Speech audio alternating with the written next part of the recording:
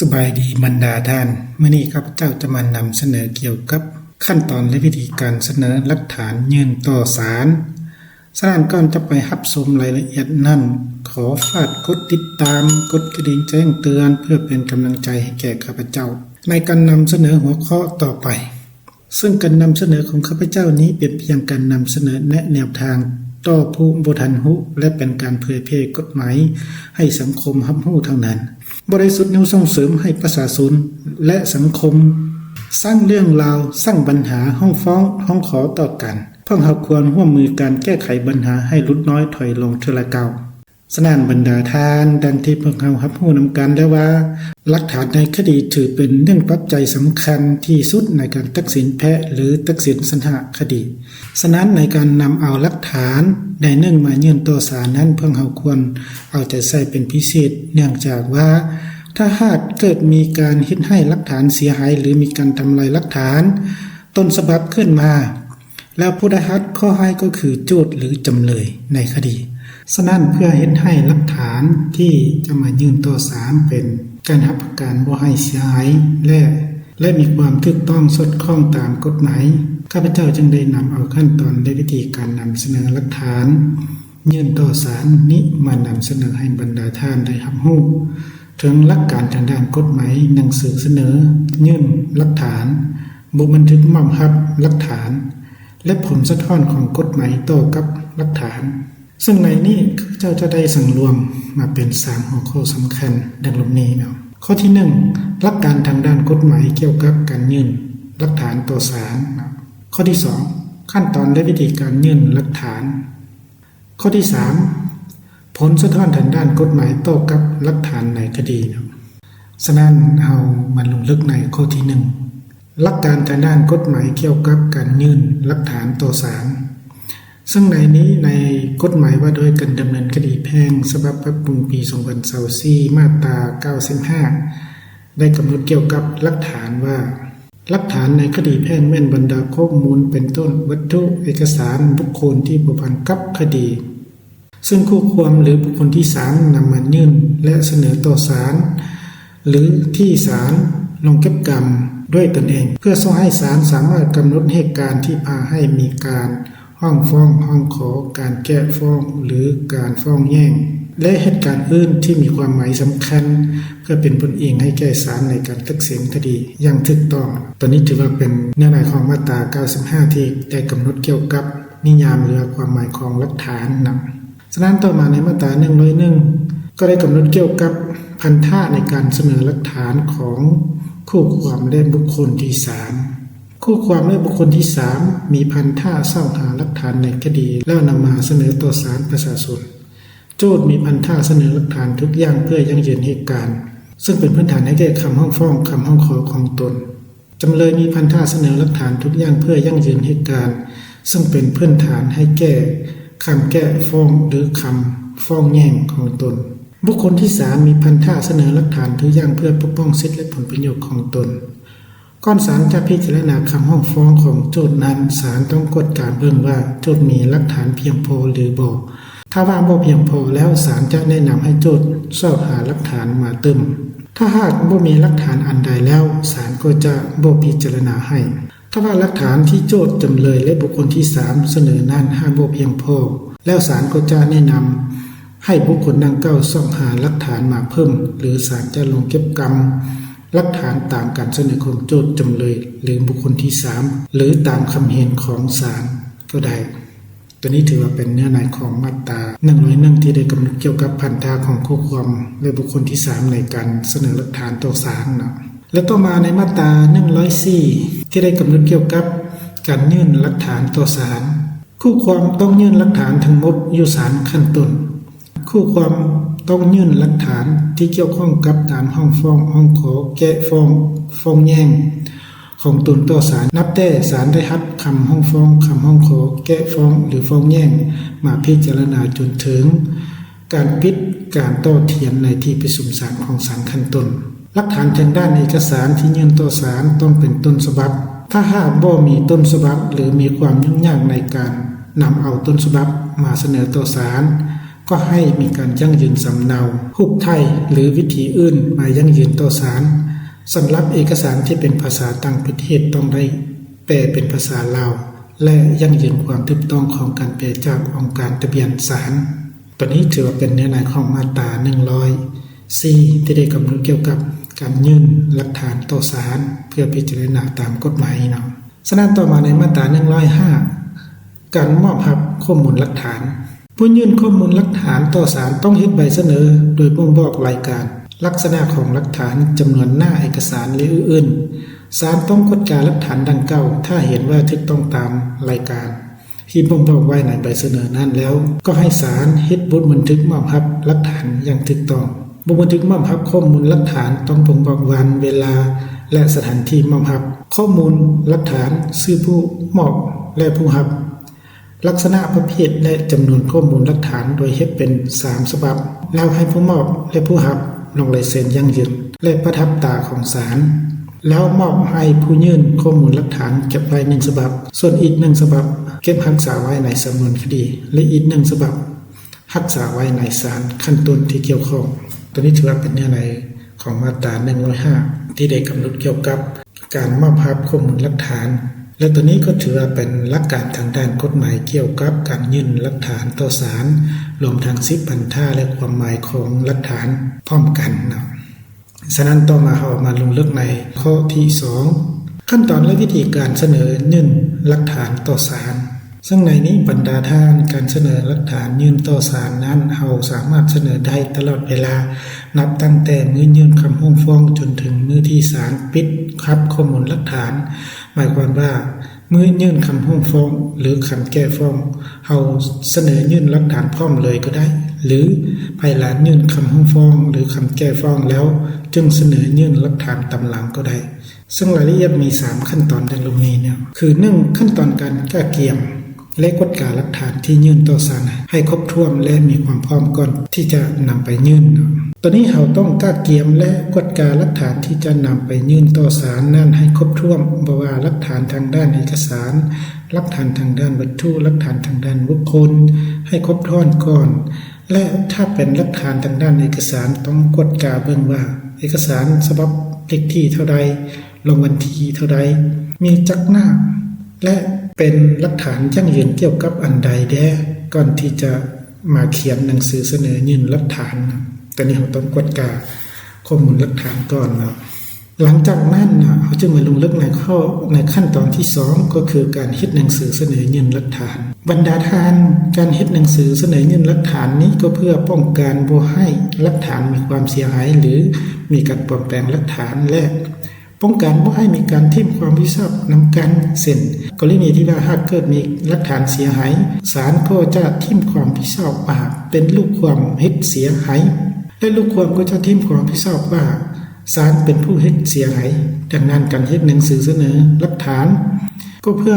เฮ็ดให้รู้ที่ไปที่มาของหลักฐานอย่างละเอียดจ่าแจ้งและกรณีหลักฐานเสียหายหรือมีการปลอมแปลงหลักฐานขึ้นมา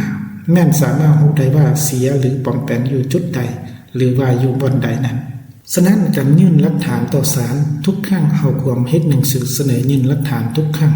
เพื่อป้องกันเราและให้ถูกต้องตามกฎหมายฉะนั้นในนี้ในมาตรา105การมอบรับหลักฐานวรรคที่1ได้กำหนดไว้ว่าผู้ยื่นข้อมูลหลักฐานต่อศาลต้องเฮ็ดใบเสนอโดยบ่งบอกรายการลักษณะของหลักฐานจำนวนหน้าเอกสารและอื่นๆศาลต้องกดการหลักฐานดังกล่าวถ้าเห็นว่าถูกต้องตามรายการที่บ่งบอกไว้ในใบเสนอนั้นแล้วก็ให้ศาลเฮ็ดบันทึกมอบรับหลักฐานอย่างถูกต้องตอนนี้ในแง่กฎหมายก็ได้กำหนดอย่างชัดแจ้งนะฉะนั้นทุกครั้งที่ว่าเราจะนำเอาหลักฐานไปยื่นต่อศาลเราต้องเฮ็ดหนังสือเสนอยื่นหลักฐานนะซึ่งในนี้เราจะมาลงลึกในใบเสนอหรือว่าหนังสือเสนอยื่นข้อมูลหลักฐานต่อศาลเนาะเฮียนหัวหน้าคณะศาลแพ่งของศาลประชาชนเขตแขวงที่เคารพและนับถืออย่างสูงเนาะตรงนี้เรื่องขอมอบหลักฐานในคดีและบทอิงนั้นถือว่าอิงตามมาตรา105ของกฎหมายว่าด้วยการดำเนินคดีแพ่งฉบับปรับปรุงปี2024และที่2ถือว่าอิงตามคำร้องฟ้องหรือคำแก้ฟ้องหรือสำนวนคดีฉบับเลขที่ลงวันที่เนาะเขียนไปนะข้าพเจ้าเท่านึงอายุ25ปีอาชีพกรรมกรสัญชาติลาว ปัจจุบันอยู่บ้านนามอนเมืองวังเวียงแขวงเวียงจันทร์ในฐานะโจทก์หรือจำเลยในคดีตัวนี้ถือว่าเป็นการยกตัวอย่างยุ่นในบ้านนามอนเมืองวังเวียงแขวงเวียงจันทร์นะและก็เป็นการยกตัวอย่างเกี่ยวกับคดีการยื่นหลักฐานต่อในคดีแพ่งที่เกี่ยวกับการคัดแย้งเกี่ยวกับกรรมสิทธิ์ที่ดินเนาะมีจุดประสงค์ขอมอบหลักฐานเพื่อประกอบในสำนวนคดีแพ่งซึ่งมีทั้งหมด5รายการซึ่งมีรายละเอียดดังนี้ตัวนี้มันจะได้สร้างเป็นตารางดังนี้นะคืออันที่1ถือว่าลำดับอันที่ต่อมาคือเนื้อหารายการอันที่3ถือว่าลักษณะของหลักฐานและอันที่4ถือว่าจำนวนนะมันมีฉบับมีใบนะอันสุดท้ายถือว่าหมายเหตุลำดับที่1ใบตะเด่นฉบับเลขที่01ลงวันที่1เดือน1 2025ถือเป็นลักษณะของหลักฐานถือว่าหลักฐานยั่งยืนที่ดินและแผนที่นะจำนวนฉบับเดือน1ฉบับจำนวนใบถือว่า2ใบและหมายเหตุตัวนี้กฎหมายได้กำหนดว่าการยื่นหลักฐานต่อศาลนั้นต้องยื่นฉบับแท้แล้วก็หมายเหตุว่าฉบับแท้อันที่2บันทึกกฎกาข้อขัดแย้งขั้นบ้านฉบับเลขที่12ลงวันที่2เดือน3 2025ตัวนี้หลักฐานกฎกาการปักหลักหัวและสายแดนจำนวนฉบับถือว่า1ฉบับและจำนวนใบถือว่า3ใบหมายเหตุถือว่าฉบับแท้และอันที่3ใบประเมินราคาที่ดินฉบับเลขที่30ลงวันที่3เดือน2 2025ตัวนี้หลักฐานยั่งยืนมูลค่าของที่ดินจำนวนฉบับถือว่า1ฉบับจำนวนใบถือว่า3ใบตัวนี้หมายเหตุถือว่าฉบับแท้รายการที่4สั่งลวงผู้ภาพการทำลายลักฮอดนำมาจับและปัดลักแดนตัวนี้ถือว่าลักษณะของหลักฐานเป็นรูปภาพยั่งยืนความเสียหายและปัดลักแดนจำนวนถือว่า1ฉบับรวมถือว่ามี10ใบและอันที่5นะคลิปบันทึกเสียงของผู้เห็นเหตุการณ์ในค่ำวันที่2เดือน2 2025และลักษณะหลักฐานถือว่าเป็นคลิปเสียงของเท่า2และเท่า3ผู้เห็นเหตุการณ์จำนวนถือว่า2ชุดนะและตัวนี้ถือว่าเป็นการยกตัวอย่างเกี่ยวกับหนังสือเสนอหรือว่าใบเสนอยื่นหลักฐานต่อศาลนะและมาบอนสุดท้ายนี้นะหลักฐานที่ประกอบมานี้ล้วนแต่เป็นหลักฐานที่ได้มาโดยถูกต้องตามกฎหมายในกรณีหากเป็นหลักฐานปลอมหรือเป็นหลักฐานที่ได้มาโดยการละเมิดกฎหมายข้าพเจ้าขอรับผิดชอบเพียงผู้เดียวตามกฎหมายที่บ้านนามอนวันที่15เดือน9 2025ผู้เสนอเสด็จจำโปมือตัวนี้ถือว่าเป็นห้างข่าวเกี่ยวกับหนังสือเสนอยื่นหลักฐานต่อศาลตัวนี้บรรดาท่านสามารถนำเอาห้างตัวนี้ไปหมุนไส้หรือปรับปรุงหมุนไส้ให้สอดคล้องกับสภาพจริงของบรรดาท่านได้นะหรือว่าจะเอาตามห้างตัวนี้ไปเขียนหรือว่าป้อมข้อมูลของท่านไส้ก็ได้นะฉะนั้นต่อมาภายหลังที่ว่าเขาได้เฮ็ดหนังสือเสนอและประกอบข้อมูลหลักฐานตามที่ได้กำหนดไว้ในหนังสือเสนอนั้นไปยื่นต่อศาลแล้วเจ้าศาลหรือพนักงานวิชาการของศาลหรือผู้รับผิดชอบเอกสารของศาลจะต้องได้เฮ็ดบทบันทึกมอบรับหลักฐานเนาะตามที่ได้กำหนดไว้ในข้อที่3ตัวนี้นะคือยื่นหลักฐานแล้วต้องเซ็นบทบันทึกมอบรับหลักฐานของศาลนะซึ่งในนี้ในมาตรา105การมอบรับหลักฐานวรรคที่2ได้กำหนดไว้ว่าบันทึกมอบรับข้อมูลหลักฐานต้องบ่งบอกวันเวลาและสถานที่มอบรับข้อมูลหลักฐานชื่อผู้มอบและผู้รับลักษณะประเภทและจำนวนข้อมูลหลักฐานโดยเฮ็ดเป็น3ฉบับแล้วให้ผู้มอบและผู้รับลงลายเซ็นยั่งยืนและประทับตาของศาลแล้วมอบให้ผู้ยื่นข้อมูลหลักฐานเก็บไว้1ฉบับส่วนอีก1ฉบับเก็บไว้ในสำนวนคดีและอีก1ฉบับรักษาไว้ในศาลขั้นต้นที่เกี่ยวข้องตัวนี้นะถือเป็นเนื้อในหรือว่าหลักการทางด้านกฎหมายนะฉะนั้นจะพาบรรดาท่านมาสร้างบทบันทึกมอบรับหลักฐานนำกันนะบทบันทึกมอบรับหลักฐานนะและบทเองนั้นถือว่าอิงตามมาตรา105ของกฎหมายว่าด้วยการดำเนินคดีแพ่งฉบับปรับปรุงปี2024อิงตามสำนวนคดีแพ่งฉบับเลขที่005/คตพลงวันที่15กรกฎาคม2025อิงตามหนังสือเสนอฉบับลงวันที่15กันยายน2025ของเท่านั้นในวันที่16กันยายน2025เวลา 8:30 น.อยู่ที่ห้องการศาลประชาชนแขวงหรือเขตได้มีเท่านึงได้เสนอมอบหลักฐานเพื่อประกอบใช้สำนวนคดีซึ่งมีทั้งหมด5รายการผ่านการกดกาของเจ้าศาลหรือผู้รับเอกสาร เห็นว่าถูกต้องตามรายการที่ได้เสนอมาทั้งหมดแล้วเนาะถ้าหากว่าถูกต้องหมดแล้วก็เขียนแบบนี้หรือกรณีที่ว่ามีจุดพิเศษเนาะสมมุติว่าเพิ่นเขียนอยู่ในใบเสนออันบ่ตรงกันบ่มีใบตะดินนั้นถือว่ามี1ฉบับแต่ว่ามี5ใบบ่6ใบบ่ต้องได้เขียนจุดพิเศษนั้นใส่อยู่ในนี้นะถ้าหากว่าถูกต้องตาม5รายการที่เสนอมาในใบเสนอนั้นหรือว่าหลักฐานที่เสนอมาต่อศาลนั้นถือว่ามีครบสุขตามที่ได้กำหนดไว้ในใบเสนอนั้นบ่จำเป็นต้องเขียนตัวนี้เข้าใส่นะดังนั้นจึงได้เฮ็ดบันทึกไว้เป็น3ฉบับคือให้ผู้มอบ1ฉบับไว้ในสำนวนคดี1ฉบับและเก็บรักษาไว้1ฉบับเพื่อเป็นหลักฐานยั่งยืนและตัวนี้มันจะมีผู้รับผู้มอบและมีหัวหน้าคณะศาลหรือคณะศาลนั้นที่เกี่ยวข้องนั้นเซ็นได้ประทับตาของศาลใส่นะตัวนี้ถือว่าเป็นบันทึกมอบรับหลักฐานนะซึ่งทั้ง2ห้างเอกสารนี้ถือว่าเป็นการสร้างไปตามทัศนะส่วนตัวและการเรียนรู้ของตนเองมานะ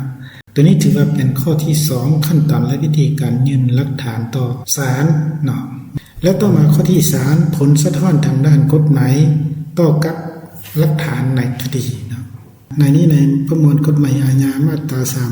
383ที่ได้กำหนดเกี่ยวกับการทำลายหลักฐานบุคคลใดหากได้ลบล้างห้องห้อยซุกเซื่องเอกสารหรือวัตถุสิ่งของที่เป็นหลักฐานยั่งยืนการกระทำผิดจะถูกลงโทษตัดอิสรภาพแต่6เดือนหา3ปีหรือดักช่างโดยบ่ตัดอิสรภาพและจะถูกปรับหมายแต่3ล้านกีบหา10ล้านกีบความพยายามก่อการกระทำผิดก็จะถูกลงโทษตัวนี้ถือว่าเป็นผลสะท้อนของการทำลายหลักฐานนะหรือว่าผลสะท้อนทางด้านกฎหมายเกี่ยวกับการทำลายหลักฐานและต่อมาในประมวลกฎหมายอาญาในมาตรา394นะที่ได้กำหนดเกี่ยวกับการปลอมแปลงสำนวนคดีเจ้าหน้าที่สืบสวนสอบสวนพนักงานอัยการเจ้าศาลผู้พิพากษาพนักงานยุติธรรมผู้ปกป้องผู้กระทำผิดหรือผู้เข้าร่วมในการดำเนินคดีใดหนึ่งหากตัดเพิ่มหรือคิดค่าเนื้อในตัวจริงของเอกสารที่เป็นหลักฐานในการดำเนินคดีหรือนำใช้วิธีอื่นเพื่อปลอมแปลงสำนวนคดีจะถูกลงโทษตัดอิสรภาพแต่1ปีหา5ปีและจะถูกปรับหมายแต่5ล้านกีบหา10ล้านกีบในกรณีผู้กระทำผิดหากได้กระทำผิดโดยมีการจัดตั้งเป็นกลุ่มและก็ความเสียหายอย่างหลวงไหลจะถูกลงโทษตัดอิสรภาพแต่3ปีหา10ปีและจะถูกปรับหมายแต่7ล้านกีบหา20ล้านกีบตัวนี้ถือว่าเป็นผลสะท้อนของกฎหมายนะเกี่ยวกับการทำลายหลักฐานหรือว่าการปลอมแปลงหลักฐานต่างๆนะก็คือการปลอมแปลงสำนวนคดีนะฉะนั้นบรรดาท่านการนำเสนอเกี่ยวกับขั้นตอนและวิธีการเสนอหลักฐานยื่นต่อศาลนี้ถือเป็นอีกประเด็นหนึ่งสำคัญถ้าเกิดมีหลักฐานเสียหายหรือมีการปลอมแปลงหลักฐานขึ้นมาอาจให้การดำเนินคดีของศาลเปลี่ยนแปลงไปอย่างอื่นได้เช่นฝ่ายชนะก็กลายเป็นฝ่ายแพ้ก็เป็นได้ฉะนั้นตลอดระยะการดำเนินคดีอยู่ศาลบอกว่าโจทก์จำเลยหรือบุคคลที่3ที่มีจุดประสงค์จะเสนอยื่นหลักฐานต่อศาลต้องได้เฮ็ดหนังสือเสนอยื่นหลักฐานต่อศาลและต้องมีบันทึกมอบรับหลักฐานเพื่อยั่งยืนความถูกต้องของหลักฐานและถูกต้องตามกฎหมายถ้าพวกเราเฮ็ดถูกกฎหมายแล้ว